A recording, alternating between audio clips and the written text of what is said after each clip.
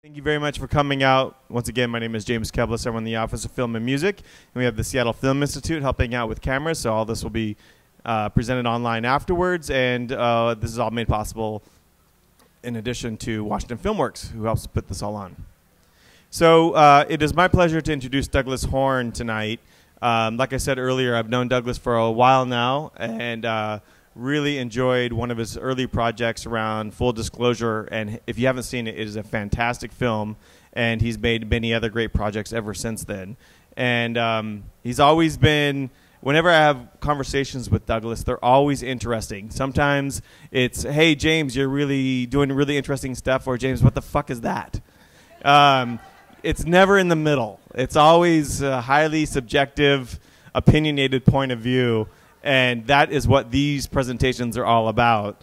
And when I was talking to Douglas about today's presentation and what he was going to be bringing, he talked to me about how 4 years ago he made his last feature film, hasn't made one ever since, but now he thinks it's a good time to do it, and started breaking down why he thought that was a good time and how he was going to present information like that for you all. And then he started talking about things that I had no idea what he was even saying. And I thought, oh, this is going to be so great. I mean, he's really thinking about things in a new way. He's at the forefront of seeing what's available. If you don't read his blog, you have to. Go to douglashorn.com, check out his blog. He is putting together what I kind of call like a Freakonomics point of view with a filmmaker's perspective on what is happening with the opportunities in filmmaking. So I think you're going to learn a lot today. So with that, please give a big applause for Douglas Horn.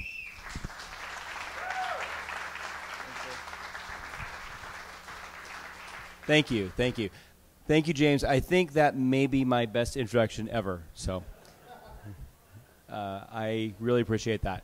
So as James said, my name is Douglas Horn. I'm a filmmaker. I've written and directed a number of films, and a number, that number is 2.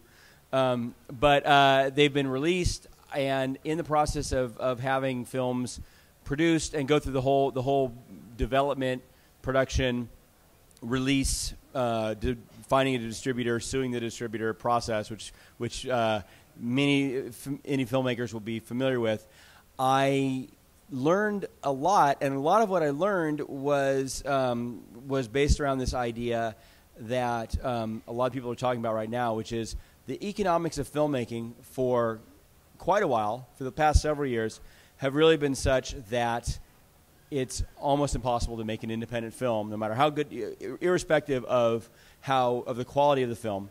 It's almost impossible to make an independent film that can recoup money for its investors for a variety of reasons. And people don't talk about this because, and there's a number of reasons people don't talk about this, but I'll give you the most basic reason people don't talk about it, is because if you're a filmmaker, you want to keep making films, and if you talk about this publicly, then about how it's impossible to recoup for your investors, then you're not going to be making any more films because the investors are going to find it and they're going to go. So, very brave of me, very brave. I'm actually going to tell you why I haven't made films and why I think there's a new opportunity because of what's happening in the world of film distribution. So and just various advances. So let's kind of like burn through this quick. So I think the past 5 years have been crazy, and I think that anyone who's made an independent film, a true independent film in the last 5 years, I doubt that 1% of 1% have actually recouped money for their investors. And by recouping, I mean they get them all their money back plus that small little profit, and let alone the Blair Witch kind of profits that they promised them when they asked them to invest. So, and why is that? Well, here's the old model for how an independent film was financed and distributed. And when you look at either of these, you have to really look at both. You have to look at how the money is raised and how the money is going to come back. Because if ever you look at just one side, you're only seeing less than half the picture. So in the old day, there were really quickly, hopefully these are familiar concepts, there was a negative pickup deal, which is a deal where a studio isn't really producing a film, but they have a contract with you to buy it once you've produced it. and those could be banked. That was a great way to make films, and when the studio still had indie arms, like Warner Independent or Picture House or whatnot, those were often financed in that way. Anything that you knew who the distributor was before it actually came out at Sundance or whatever, that was probably a negative pickup deal. Equity financing just means that rich people give you money to make your movie. Filming initiatives or incentives are, of course, what we know here in Washington, as the 30% give back for film, which is very important and one of the reasons why we're experiencing a resurgence here. And then pre-sales. And pre-sales were really sort of the key piece, which was when you could go to another foreign country and say, here's the movie we're making, and it's going to have this person, this person, this person in it. Here's the poster. And you would sell a territory. You'd sell Italy and UK and South Africa and whatever, and you discount that, and that would give you just enough money to make it, and you'd preserve what you could to make a profit. So that's the financing side, how things used to be made. A lot has changed. So the distribution side, actually realizing that I actually had notes that I'm not using at all. I probably should have. Now this is better. So on the distribution side, you had theatrical distribution, which is people go to a movie theater and pay money. You had pay and free cable. So a cable network would pay you $10,000, $20,000, $100,000 to play your movie on their cable network for a while. You had home video, and you had foreign theatrical TV video, and then free TV. All these were different windows, right? So you would go. We all understand that something would come out in theaters, and then it would come out on VOD, and then it would come out on premium cable, and then it would come out on home video, and then several years later it would come out on free TV, right? So these were these systems were very carefully windowed, and if you once you did one of these below, then you couldn't get money for any of the windows above, right? So you didn't come out right out on free TV because then no one would want it on cable, right? So that is kind of how the old indie model worked. This is how roughly how films were financed. And I want to kind of talk about what these concepts are, but I don't want to get into them too much. So pre-sales used to run it. You used to get, not 10 years ago, you used to get half your money from pre-sales. Equity is the actual money you'd have in it, and it was a very small part. And then beyond that, film incentives were not that important, and other sources such as deferments or product placements. This is how movies got made. In a time when the home video market was thriving and foreign sales were strong. What happened, though, as time went on was that, first of all, the pie got smaller, right? The same movie we were making back here for much more money, the overall budget shrank. And pre-sales got harder to get for a variety of reasons, and you needed a lot more cash and equity. And as a result, your deferments, the part that you asked the actors to sort of give up on the back end, were bigger, and incentives became more important. Now we're at a point currently where it's almost all equity. Where that incentive part you see is 15%. Well, that's actually reflects a 25 to 30% because this of the actual money you spend. Because we're really only getting half our money, and the other half is coming in terms of deferments, right? So this reflects people doing movies for no money, and everybody just hopes it makes money. And the problem is that they don't. So incentives are so critical these days that there's a screenwriter joke that says, "Fade in an incentive state." So what broke a system that used to work? One is the cost of talent. And I don't want to spend a lot of time. I'm already spending too much time on this. But the cost of talent, actors realize their power, and they ask for a lot of money, right? The availability of equity investment also went down because we had this little economic meltdown. Pre-sales kind of stopped because they had economic meltdowns in other countries as well, and that system just kind of died. Also what died was home video. I mean, who buys as many DVDs today as they did 10 years ago? Nobody does. our viewing habits changed. And then there were a lot of quality independent distributors who knew how to wring out some dollars from the market so that filmmakers could keep making films, and they all went out of business. Either they were closed by their studio masters, or they just were kind of died the death of 1,000 cuts. So to look at these are some of these were within a period of really like 3 months. Warner Independent, Paramount Vantage, Picture House, New Line, all these quality independent distributors that we all knew were shuttered.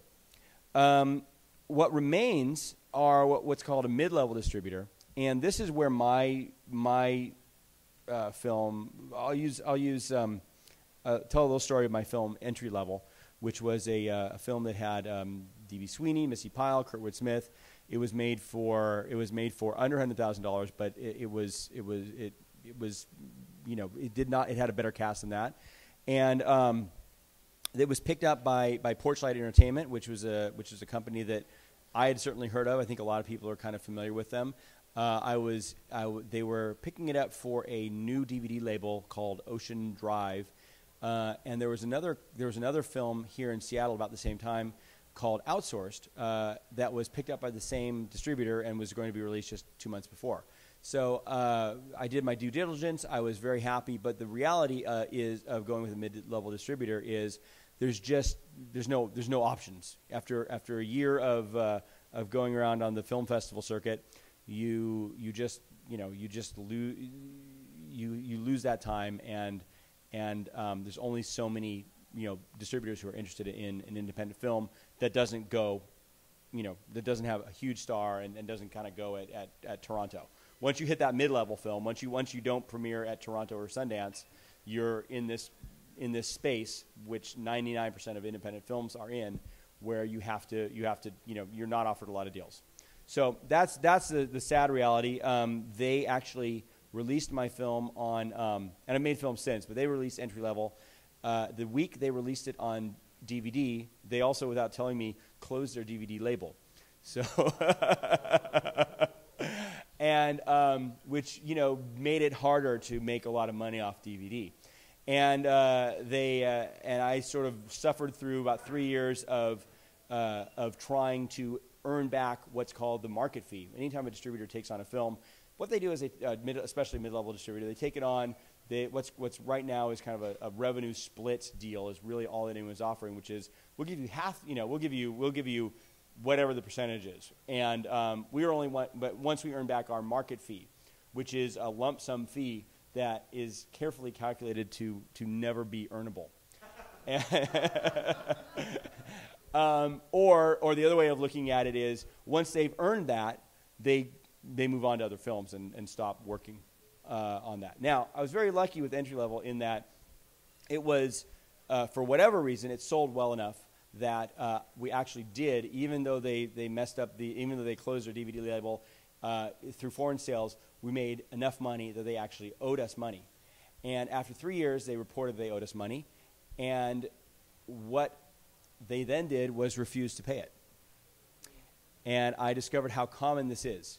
Since most filmmakers don't know about this because most films don't ever actually get to this position where they actually earn enough money for the distributor to then simply refuse to pay you. So I offered them a settlement, a payment plan, and I'm being so much more candid about this than I ever have. I offered them, you're lucky you're here. I offered them a settlement, and they stonewalled, and we ended up having to file suit, which we didn't have a lot of money to do, but it worked out. I had done some due diligence on them, found out that they had a financing deal on the table, and played a strong hand, and we ended up getting our film back. And we ended up getting them to do essentially the payment plan that I had offered from the start. One of the reasons I'm able to talk about this, and other people often aren't able to talk about their deals, is our deal was terminated, thus terminating the confidentiality clause of it. So I can be candid if I choose to be. So they did because we were able to play a strong hand, and only because of that, we were actually able to get some of that money back and pay our investors somewhat. But what happened was what I discovered in getting all those deals back was that they had in those last days sold out every right they could for $1 essentially, and that's not uncommon. Often mid-level distributors use output deals where they just kind of putting your film through a channel. So it's very hard to gain money back for your investor because even if because it's hard to make a film and it's hard to get a distributor and it's hard to get it to make money, and then at the end, the thing you never expect is it's hard to actually get them to pay you the money that you're owed. And the outcome to me, what I came to after this happened, not only on that film but other films that I can't talk about with as much candor, is your investors are not going to be able to recoup their money if you stick to this traditional models. It's just not my experience, and I base this not only on the films that I've done, but for some reason I've been a magnet for many filmmakers to discuss their distribution deals, and in the process I've consulted on maybe 40 different deals, and I have I can't talk about those, but the experience is not substantially different from my experience. So this is why I can say with some confidence that if you're going to go the traditional route that we all learn about, you're not going to be successful. So that is why. That's the first part. That's why I haven't made a film in 4 years. Now, why on earth would I go with why would I start again? Okay, I'm going to tell you a little bit, really quickly, the problem with everybody's plan, and then I'm going to jump into why I'm encouraged. So here's why you're not going to make your money back. Everyone's plan A is the same, which is make a great film, go to Cannes, go to Sundance, start a bidding war, make and make 7 to 9 million or whatever for your film. That's everybody's plan A who makes a film, an independent film, and it's a great plan A but it's not very successful. For example, these are the actual pickups at Toronto International Film Festival. There are a couple for $7 million, a couple of 2 or 3, several not disclosed, but my understanding is that they're in the 2 to 4 range. These are Mechanic is Corey Montleth's final film, and he stars as a drug addict. So I think we can understand why people are expecting that to get a lot of play. The F Word has Daniel Radcliffe, Harry Potter, and Zoe Kazan. Some of these, the big one was that was a pickup was A Song Can Save Your Life. That was $7 million just for U.S. That was a legitimate bidding war. But all these are films that tend to have good cast that really put everything together. This is out of 100 and something other films that are premiering that premiered at Toronto, and maybe 7, 8, 9 got the kind of the dream deal. That's out of the 100 that even got in. And we all know how hard that is. So, your plan A, if that's your plan A, is low odds. For example, here's something that you can look at in the Hollywood Reporter that I found quite interesting. This is an article about how many films are overlooked, and these are films that have there's major stars in all of these films, and the star attachment level is so high that I read this article because I was looking for Megan Griffith's film Lucky Them, starring Oscar winner Toni Collette. It's not even mentioned as one of the overlooked films. That's how thick the space is with big talent attachments. So that's why it's a really tough road to hoe with your plan A. It's still a good payoff. You get one of those $7 to $9 million payoffs. Everyone makes their money right away, but it's not a legitimate promise to make your investors. So if everyone's plan A is the same, everyone's plan B is very lame, which is your plan B is my experience with entry level and all those filmmakers who come to me. That's the reality of your plan B. That's why the model is broken. I won't bore you anymore with those details. But if you choose to do that, you'll go through the film festivals for another year of your life, and you'll be very hard pressed to make any money back for your investors. So don't do that. I wouldn't step into that trap again. And I think there's something better. So I think throw this out, and look at what else has changed. So there have been some negative changes that we're all focusing on about why we can't make movies and make money making movies. But there's been some good changes too. So here's some of my top list of what's changed in that period. Talent by which I mean name actors, that coin has flipped, and they are now eager to do independent films, TV projects for a lot less money because they have a lot of overhead too. They need to stay working. So this is a trend. This is why you see so many high-profile actors in those TIFF films. So that's on our side, but it's also it's a double-edged sword because it means if you think you're going to cast your film with the wonderful Seattle talent that we have, which is wonderful, you're going to be up against a lot of heavily casted films. You're much better off really trying to bring as much name talent as possible because that's the pool you're swimming in at this point because everyone else is going to be doing that. We all know you can cameras are amazing now and we can on this laptop you can do the post that used to cost you $50,000 to $250,000, right? We can do it on this, and we all have one. So I'm sure by next year it'll be on an iPad. So that's a plus. Brings our costs down. Studio films increasingly are leaving a lot of room for indies. It's comic book after more obscure comic book, and and so that leaves some. And while the audience is still hungry for stories about people, so that's good. That helps us. That's what we want to tell.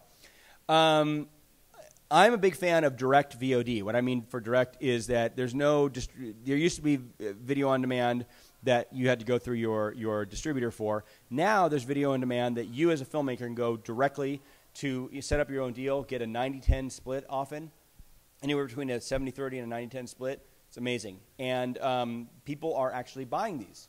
So I have spoken with a number of local and LA producers who are making real money on this.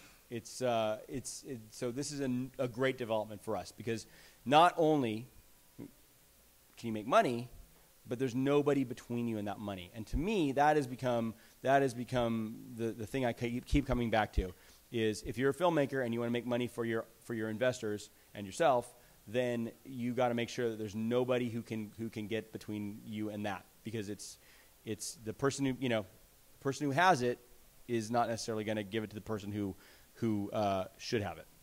Is my experience. And then social media, we can basically advertise a lot cheaper and more directly, especially if we have a targeted type of audience film. Digital projection has helped us a lot, meaning that a lot of art house films, we no longer, so the big problem was you used to have a film print to play at an art house theater because they just had a 35 millimeter projector. Pretty much now all art house films have changed over to digital projectors, and you can make your own Blu-ray and project there, and the quality is a cinematic experience. It may not be a 4K, but you can certainly get people in and know why they bought their $10 ticket. Exhibitors are also open to deals, and incentives have become ever more important. So how do we use some of these how do we fund indies, right? How do we get the money to make our films? Well, these are some foreign funding sources. The high net worth individuals has always been a go-to. That's people with a lot of money who want to fund the arts. But this is changing, right? Not that there's not as many, but something's expanding for us. I'll talk about in a minute. Crowdfunding, that's Kickstarter. There's limits. I'm less excited about that. I'll talk about that. Crowd investing is something new that's happening. Staged investment is a new concept in investing, and I'd like to introduce you to that. And of course, as always, incentives. We're blessed to be in a state where you can get up to 30% of your in-state spend back. It's a great thing. If we could expand it, it would be even better. But it's nice that we have this, and all states are sort of vying to have the latest, greatest deal. I will tell you personally, my view of filming incentives is a lot like my view of nuclear weapons, and that is I would actually prefer to live in a world where nobody had them, but since they exist, I would much rather not be the only place that didn't have them. So I'm very happy that Washington State has an incentive that works well on a lot of levels, and I'm hopeful that we can increase the funding for that in the future. So, what's crowdfunding? We all know, everyone knows what Kickstarter is and crowdfunding, right? There's been a million things about this. I'm not going to talk about it much. I want to challenge the way we think about crowdfunding and think of it more as an audience building or market proving platform. And I'll use the example of Wish I Was Here, which we probably all heard about. Zach Braff went on Kickstarter to make his sequel to Garden State. He went on. He raised a fantastic amount of money. I believe he raised over $2 million, busted out of his expectations, and caused quite a ruckus about people who think that stars shouldn't be going on Kickstarter. Then his next move, which nobody seemed to expect, was he went and raised $7.5 million or more from traditional sources, and some people felt betrayed. But the reason he was able to raise that on that scale was because he had already validated his project. Validating your project to traditional funders is extremely important. I don't think you have to do it at the $2.5 million level, but it scales very well. If you're trying to make a $1 million film and you can raise a quarter of that from crowdfunding, you have a much better chance of raising the other 3/4 from traditional investors because they believe in your project and the market has proved it out. So this validation is what I think is important about that. Now, crowd investing is something brand spanking new. The Jobs Act, which stands for Jumpstart Our Business Startups, because heaven forbid we should have a political act that doesn't have some awkward acronym. This was enacted in 2012, and it became effective Monday, just a few days ago. And the Crowdfund Act portion of it. And I am going to, by design, not talk about this in too much detail. I want to point you towards it. I am not qualified. I'm not an attorney, nor am I a tax preparer or whatever. But what I'm going to tell you, the big strokes are, in the old days, you could only go to high net worth individuals for any kind of money because there were Schedule D and Section 506 limits to who you could approach and how you could approach them. And it was all very Byzantine. It was I believe it was like 1933 is when those rules were written. And this is an update, and it allows you to go to raise up to $1 million a year on a project. You can do sequential raises, so you could raise a $1 million fund for production, and then $1 million fund for distribution 12 months later. I'll talk a little bit more about this staged investing. It allows you to go to people who rather than having a net worth of $2 million or a certain income level a year, you can go to people who make less than $100,000 a year and get up to $2,000 from them as an investment, which you then pay back. They're equity investors, but you don't always have to like hunt big rich dentists. You can hunt poor dentists. Which really vastly expands our financing. What's that, Andy? Yeah, it can be. So, and if somebody has an annual income of over $100,000, you can raise up to $10,000 from them per raise. So I encourage you to look into this. I also encourage you, if you do look into this, to look into portal sites. That's really the way to do it. You don't want to do it on your own. It's just too much. I don't. I'm really talking about me here. I'm talking about I don't want to do it on my own. I kind of assume that you're similar to me. There are sites. One is slated.com. One is earlyshares.com. And these are both online marketplaces that put together investors and filmmakers. And there's a lot of great services. So if you're interested in this, and I think you should be, I encourage you to look at that further. So that's crowd investing.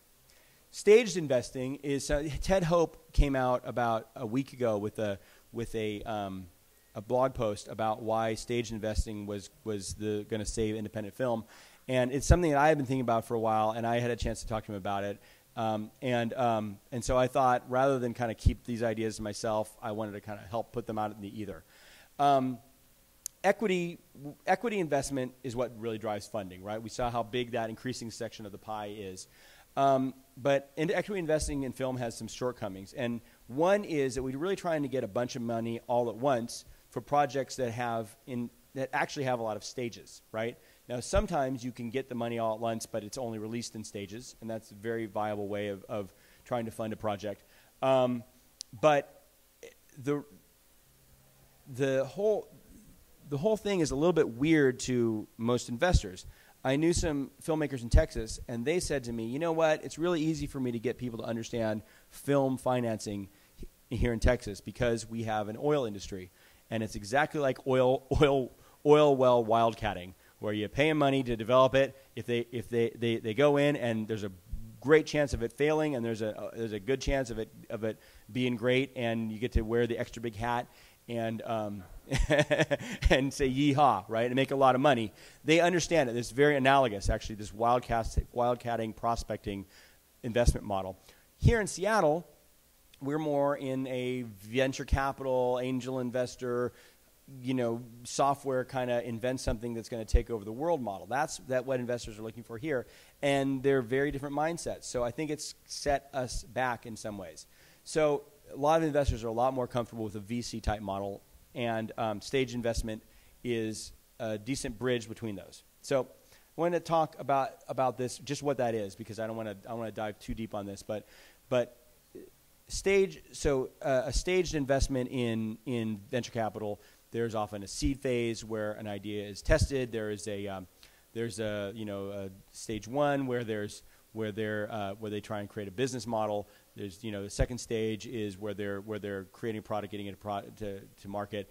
Third stage is they're marketing the product and trying to expand it, and on until it actually becomes public. Not all these stages completely match filmmaking, but in filmmaking we come up with a concept. Like, I want to make a movie about a guy who goes to wherever. Goes to Mars, right? He builds his own rocket to Mars. Hang on a second. I might keep that one to myself. So this guy wants to build his own rocket to Mars, and it's just an idea, right? We're just talking about it. So that's the concept. That's very similar to the seed stage. Then once we get to the script, somebody's got to sit down for a certain amount of time and write that, and not just write that, but then test that and rewrite that, and there's an economic value to that time, though most filmmakers just do it themselves, right? Development, and what I mean by development is then once we have a script that's viable, you go in and actually attach talent, attach directors, attach actors, and that's and the production, and then exhibition. So each of these stages can allow a different set of investors or a different model, right? So I just want to bring this concept in.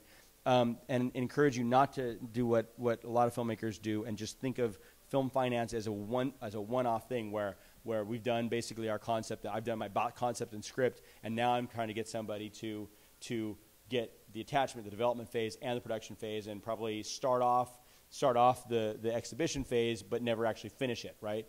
That's kind of how a lot of things are raised, and I'm encouraging people to think more holistically and more at the same time, more segmented in that. So I think what's interesting to me is combining these funding models. For example, crowdfund a short film as a proof of concept, right? I want to do the one scene about the guy who's taking off in his thing, in his rocket to Mars. Then perhaps crowd invest a development stage so that you raise a fund just to specifically to get some actor attachments, get an equity fund so that you can bring these actors in that are working now less expensive than they have ever. And then once that project is validated by that development fund and by attaching people, only then go to larger investors, as Zach Braff did, to fund the validated project. Or conversely, you could crowd invest a project into production, and then with the intent of 12 months later doing a second crowd investment structure to launch a day and date or other type of distribution platform. So what my takeaway on investing is there's a lot of new tools. I want you to hopefully this is introduced to some of these concepts, and you can look at how maybe you can piece them together, since every project is different. but use them like Legos, right? So then how do we distribute? How can we, what new stuff can we do to get people to watch us and pay us money to watch them? It'll probably come as no surprise that I would encourage you to bypass mid-level distributors, right? If your plan A works, great. Have them pay your $7 million minimum guarantee, take your investors out to drinks, and everybody's happy. But if you do not reach that, if your plan B does not, if you go to your plan B, I would say completely bypass. Here's what I'm going to do. Completely bypass those mid-level distributors. I don't have trust in them. They usually never overcome their minimum, their market fee. And so I would say direct VOD can be very powerful. Day and date releases, which I'll discuss in a moment, on-demand theatrical, non-theatrical, and foreign sales. Still foreign sales, still good. So what is direct VOD? So I have an article at DouglasHorn.com that a lot of people have read and kind of got me invited to talk here today. I'd encourage you. I'd encourage you to check it out. It's about all the different VOD players that are currently on the market, offering a chance for filmmakers to directly interact with their audience and make money from it. So I encourage you to go and look at that article. But here are the key takeaways from that. And I would say skip Netflix, right? Netflix will pay you a lump sum, and all your friends who you tell about your film will say, great, I'll watch it on Netflix. And they don't pay anything, and you don't get anything more. So I would say if you do plan to do a VOD, make sure that you don't do a Netflix deal because it'll gut your VOD options. The two VOD services that I'm most interested in right now are Vimeo on Demand and Reelhouse. Both of these offer a very low, take 10% or less, which is and they also which is a amazing comparison to the 30 to 50% that other VOD other distributors will take. Also, your money goes right to you, right, monthly instead of quarterly, 90 days in arrears if they feel like it and want to account for it. It's very transparent, therefore. So I would look to those. Those are the ones I'm most interested in. You must drive your audience to your film. That means if you just put it on there, they will not come, right? If you build it, no one's going to see it. You have to actively drive it, and it's more than just posting on Facebook over and over again, hoping people do. You have to have a plan. You have to have a plan that includes a road team, a street team, traditional advertising, non-traditional advertising. These can be done much more expensively than we could in the past, but you still need to plan on it. If you're just saying that you're going to do a VOD campaign and hope people watch it, they will not. And look for a VOD service that has strong geo-blocking tools, which means that if you don't want to sell it, if you don't want people to be able to watch it in France, you can just click "Don't watch it in France," and it won't happen. And the reason this is important is because foreign sales are still a very key plum in our distribution recoupment package. And if it's on the internet for free in France, nobody's going to pay you to distribute it. So what a day and date release is essentially if you want to release your film in theaters and on VOD at the same time, that's a day and date release. It means it bypasses the traditional windows that would normally separate by several months. You lose some things in this. For example, you're not going to be paid for TV. You're just going to lose it. But it's very hard to do it. Mostly it's hard to do a TV deal without a North American distributor in the middle, and they aren't going to pay you. So you kind of lose out on something you weren't going to get anyway. The thing I like about day and date releases is that you can how they emerged 6-7 years ago, and they were highly controversial then, and now it's just a standard operating procedure for many films. Is to you can maximize your advertising, right? So you're advertising your film that's in the theaters, and anyone who's not in a city where that's playing is getting that advertising, and will buy, and will if they're interested, will buy it via VOD, right? It's all happening at the same time instead of the old model where you would advertise, or what studio films still do, right? Iron Man 3 comes on. They advertise to get you to go to the theater. And then a few months later, it comes out on DVD, and they advertise, right? And that window is shrank because they want to get as much momentum from their advertising. And the ultimate you can do is to remove that window altogether and have everything happen at the same time.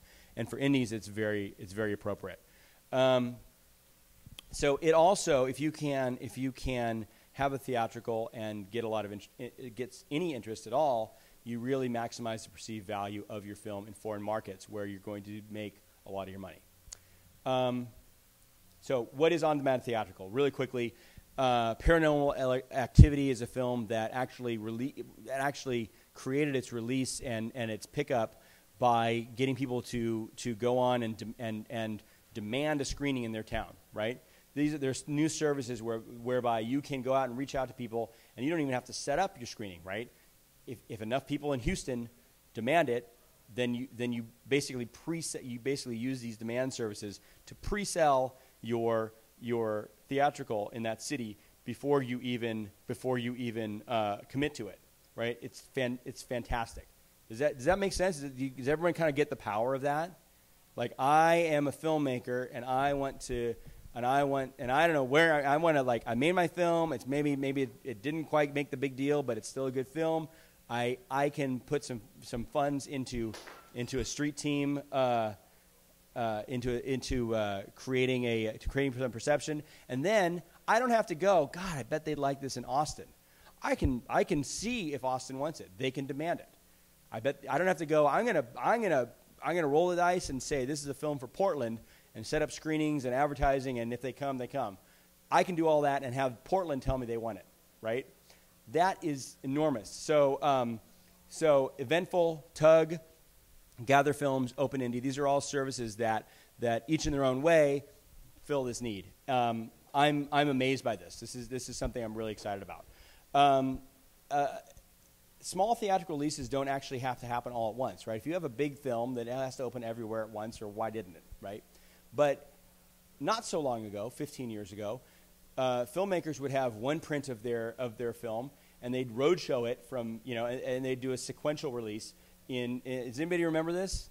This was so. Why don't we think about rolling that out? Even though we're not limited by the number of prints we have, we're limited by the sort of the key players, right? We could actually bring some of our stars. We could bring our director to have sort of a film festival experience in a locality that may not have that, right? So I think we should. That's a kind of an on-demand theatrical experience. I have long thought that the film world has kind of had to follow what's happening in music, right? And in terms of how we make our money. And musicians these days make their money on concerts, right? Maybe we should look at, as filmmakers, and we should look at screening our films as something analogous to how an indie band goes out and creates an experience for their viewers. And of course, all the for their fans, builds fans, sells merchandise, has a real one-to-one connection with people. That can be a great initial stage for your release. And once you build some interest, it can grow from there, right? So that's on-demand theatrical. Non-theatrical is any kind of theatrical type experience that we would think of that doesn't actually happen in a theater, right? So Indie Flicks, one of the films they're releasing is called Finding Kind. It's a sort of a movement film about girl bullying, preventing girl bullying, and my friend Sheila Andreen's having great success with it. It's played at my kids' high school and my niece's high school and several friends' high schools all around the country. And I have not been told their numbers, but I do know what our school had to pay for it, and it seems like it's actually a pretty good. It's probably pretty lucrative. I think it can be made lucrative. So if you have a niche market and you have an audience that's passionate and there's a social component to it, it can be very, consider what they're doing in schools and churches and communities as a way to get your film out there. And foreign sales, you still need to use a foreign sales agent, but this is a great way to get a lot of money for your film. And the key there is to create a perception of a film that was a U.S. theatrical release, because that will add a 0 to the numbers you get. So all these things I'm talking about, how do we put these together? This is here's my Seattle film distribution plan. If I was going to make a Seattle film, I would probably finance it along the lines of what I talked about in financing. I would cast it with the biggest name possible. I would shoot here in Seattle, and I would have a lot of great Seattle actors as well, but I would make sure that I loaded the poster with people that all over the country would want to see. But I would definitely hold on to my regionality, right? The fact that it's a Seattle film. I would make sure everyone I knew, if you're going out and doing this in Seattle, I would make sure that everyone knows that it's a Seattle film. Get all the local, get Evening Magazine, get King 5, get Seattle Times, get all that stuff. Get constantly building awareness about it. I would hope for Plan A. I would submit to Toronto. I would submit to Sundance. I would try to get that bidding war going, because if you do, you just saved yourself a year and a lot of work and got a lot of money, and your future is looking bright. But I wouldn't plan for that. I would actually plan for, and I would build my schedule around a Plan B, and that would be to have a prominent, after I premiered somewhere, to have a prominent screening at SIFF. And I've watched, it seems like almost every year, there's one film that screens at SIFF and uses it to launch their mini release. I mean, have we all kind of seen Outsourced did that? There's a number of films that take that kind of groundswell of, oh, we heard about it at SIFF, but we didn't get to see it, or the fact that there's an existing awareness of your film, and especially if it's a local film, and roll that out into screening at a couple theaters here. That's a great way. That can be a great way to launch a theatrical release experience, and that's what I would do in this model I'm talking about here. So I would use then my Washington Incentive Fund, which I would have made sure I was set to get, and I would not use it as a lot of filmmakers use it. A lot of filmmakers will use that as their finishing post fund. I would probably try to finance this and not use it and not touch any of that, or not touch half of that, and use that money that came back to finance this theatrical release, day and date release that starts in Seattle, and then using these on-demand platforms lets people in other cities demand a theater screening, and I would use that, and I would roll that into more press. And it's amazing to me how little press it actually takes to create the perception in the independent film world that you have a successful film. And so I would, it's much lower than the actual metrics would suggest. But you can create the perception that your film is a must-see film, and go to art houses using the theatrical on-demand tools, and really roll that out, so that not only are you making some money there theatrically, hopefully, but you're also creating this lingering perception among people who care about independent film but aren't in that city, that may want to buy your film for $8, $10, $12, whatever, on a VOD service, of which you'll keep 90%. And then I would use all of that, and I'd go to Cannes or the American Film Market, and I would show this perception that this has been a much bigger film than these foreign buyers were aware of, and I would sell it as if it had been a successful theatrical release. That's how I do it. Now, doing that requires the right kind of film. I think I've talked long enough, so I'm not going to talk anymore about this. Every film is different. You got to make sure that it's kind of hard to get something that's art house and has a lot of foreign appeal. You have to kind of push your pieces around. Know your audience. Know what kind of audience you're trying to reach, and target that, and not try and be everything to everyone. Here's some places you can look further. This is what I would do. I'm actually quite jazzed with all the new tools that are available, both on the distribution side and the financing side, that it might just be possible to keep indies viable if we don't try and recreate what doesn't work, and we look at new opportunities. So thank you very much.